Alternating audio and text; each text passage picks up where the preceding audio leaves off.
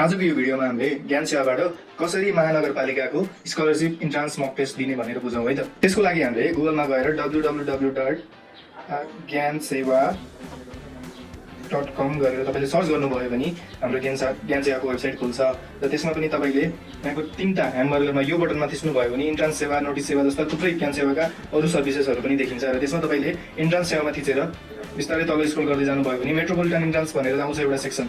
त्यसमा तपाईँले start paper भनेर थिच्नुभयो भने तपाईँ डाइरेक्टली हाम्रो मक टेस्टको पेपर्सहरूभित्र इन्टर गर्नुहुन्छ। त्यसपछि चाहिँ तपाईँले स्टार्ट टेस्ट भन्ने बटनमा थिच्नुपर्ने हुन्छ र त्यो थिचिसकेपछि तपाईँकोमा यहाँ कति मार्क्स, कतिवटा क्वेसनहरू छन् त, कति टाइम लाग्छ, कतिजनाले दिइरहेको छन् र हाइएस्टमा कति आएको छ भन्ने डिटेल्स पनि देखाउँछ र तपाईँले यसमा स्टार्ट नाउ भन्ने बटन थिच्नुभयो भने अब चाहिँ यसमा तपाईँको लगइन माग्छ है। यो पेपर दिनको लागि तपाईँले लगइन गर्नुपर्ने हुन्छ आफ्नो गुगल अथवा फेसबुक एकाउन्टबाट र मैले अहिले गुगलबाट गर्छु।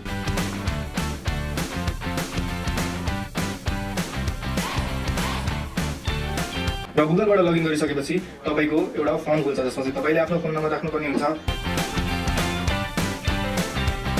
आफ्नो डेट अफ बर्थ पनि राख्नु होला र यसमा जति सक्दो आफ्नो एकुरेट डिटेल्स राख्नु होला। तपाईँले यो प्लेटफर्ममा किन एकुरेट डिटेल्स हाल्ने त भन्दाखेरि तपाईँलाई तपाईँको कलेज एलिजिबिलिटी, तपाईँको कोर्स एलिजिबिलिटी र तपाईँले भविष्यमा कस्तो जब खान मिल्छ त भनेर पनि तपाईँलाई यही प्लेटफर्मले रेकमेन्ड गर्छ।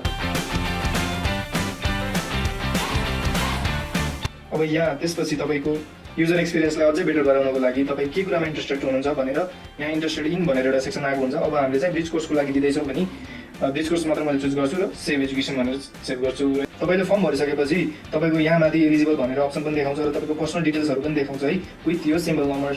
अब यति गरिसकेपछि कन्टिन्यू थिच्नु होला।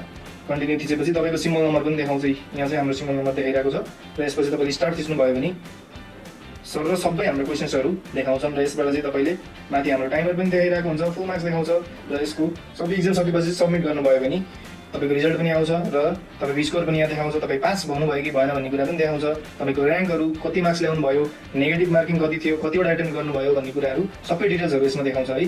त्यसपछि तपाईँले सी डिटेल्ड एन्सरमा थिच्नुभयो भने तपाईँले बिगारेका क्वेसन्सहरूको सही उत्तरहरू पनि देखाउँछ यसमा। सो यति सबै सकिसकेपछि what you can do is ज्ञान सेवाको अरू सर्भिसेस हेर्नको लागि ज्ञान सेवाको माथि यो लोगोमा क्लिक गरेर मजाले अरू सेक्सनहरू पनि एक्सप्लोर गर्न सक्नुहुन्छ।